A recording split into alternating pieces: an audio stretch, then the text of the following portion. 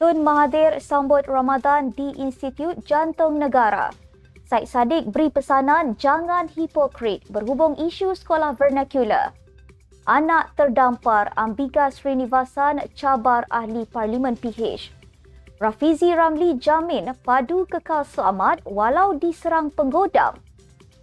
Pakar berpandangan biar muda lakukan eksperimen jalin kerjasama dengan PN.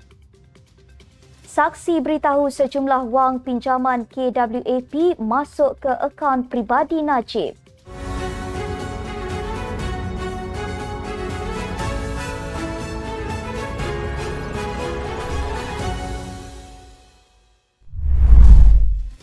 Bismillahirrahmanirrahim. Assalamualaikum warahmatullahi wabarakatuh dan salam Malaysia Madani. Bersama saya Asma Ismail dalam Nextstep News edisi pagi 12 Mac 2024 bersamaan 1 Ramadan 1445 Hijrah. Sebelum itu jangan lupa untuk subscribe YouTube Nextstep TV dan follow Facebook Nextstep Malaysia.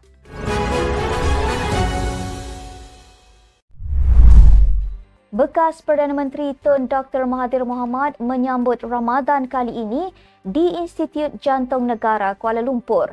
Dalam hantarannya di laman Facebook, negarawan berusia 98 tahun itu turut mengucapkan selamat berpuasa dan menyambut Ramadan kepada semua umat Islam di negara ini.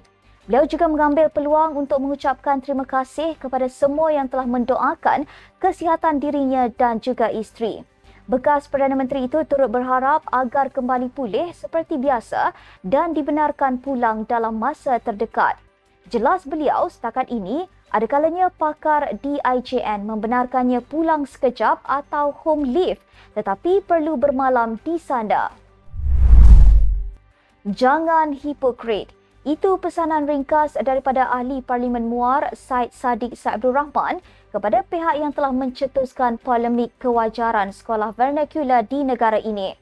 Mendakwa ramai daripada kalangan ahli politik dalam negara yang tidak menghantar anak-anak mereka ke sekolah kebangsaan, Syed Saddiq berkata, isu tersebut wajar dilihat dengan lebih menyeluruh. Polemik sekolah vernacular menjadi bualan selepas pemuda UMNO menggesa kerajaan melakukan penilaian menyeluruh terhadap ekosistem pendidikan semasa. Dr. Akmal Saleh berkata, penilaian itu perlu dilakukan dalam aspek keselarasan silibus, penerapan nilai-nilai kenegaraan dan penguasaan bahasa Melayu sebagai bahasa kebangsaan. Ia mengundang pelbagai reaksi sama ada menyokong atau membantah meliputi blok kerajaan atau pembangkang. Syed Saddiq berkata pembuat polisi sepatutnya memikirkan punca sekolah aliran selain sekolah kebangsaan menjadi pilihan sesetengah ibu bapa.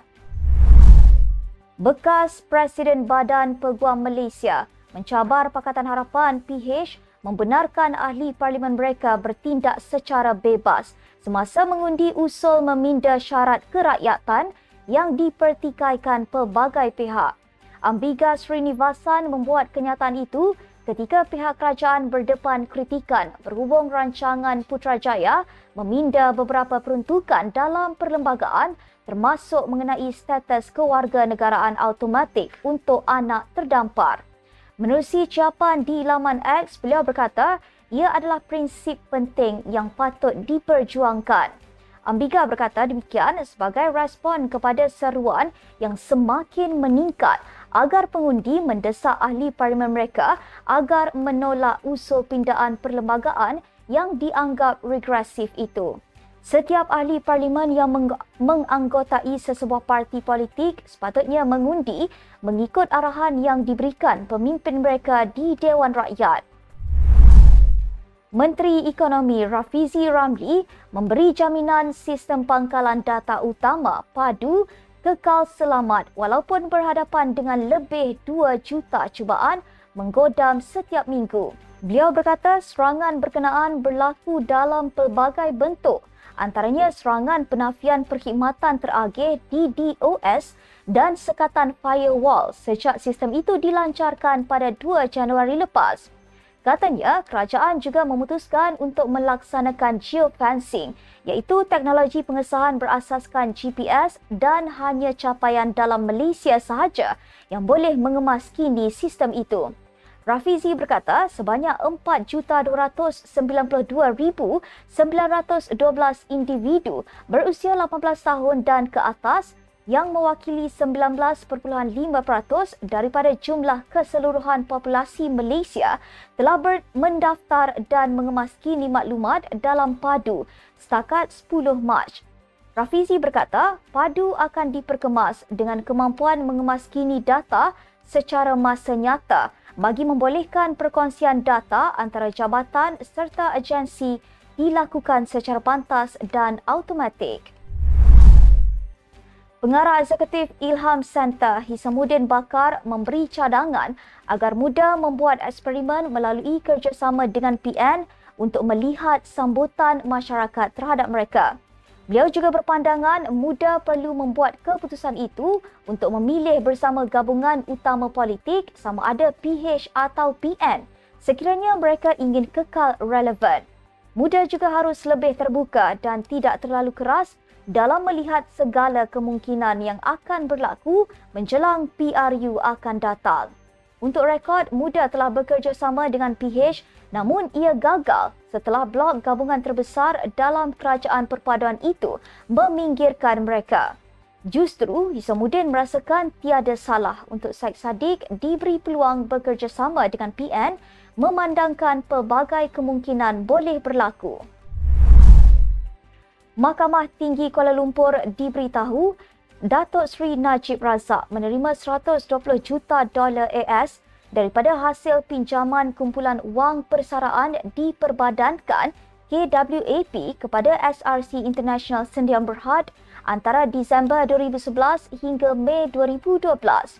Pengarah urusan Kuantuma International Angela Backhaus yang juga pakar pemulihan aset luar pesisir memberi keterangan bahawa wang berkenaan masuk ke akaun bank pribadi bekas Perdana Menteri di M-Bank menerusi 3 transaksi dari sebuah syarikat yang dikenali sebagai Blackstone Asia Real Estate Partners pada 2011.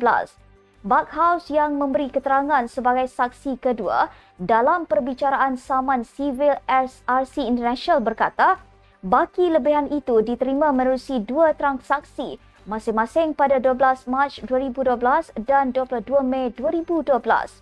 Dalam perbicaraan yang melibatkan Najib sebelum ini, telah dibuktikan di mahkamah bahawa Blackstone Asia Real Estate Partners adalah sebuah syarikat yang ditubuhkan oleh ahli perniagaan dalam buruan Low Tech Joe atau Jolo yang mempunyai nama serupa dengan firma ekuiti hartanah sebenar.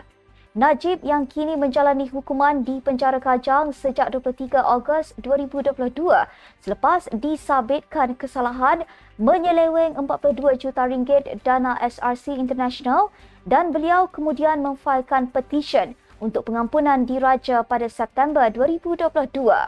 Susulan keputusan pengampunan itu, hukuman penjara Najib telah dikurangkan daripada 12 tahun kepada 6 tahun, manakala denda pula dikurangkan daripada RM210 juta kepada RM50 juta. Sekian untuk edisi pagi ini. Ikuti perkembangan semasa isu-isu panas politik Malaysia setiap hari hanya di Natstep News.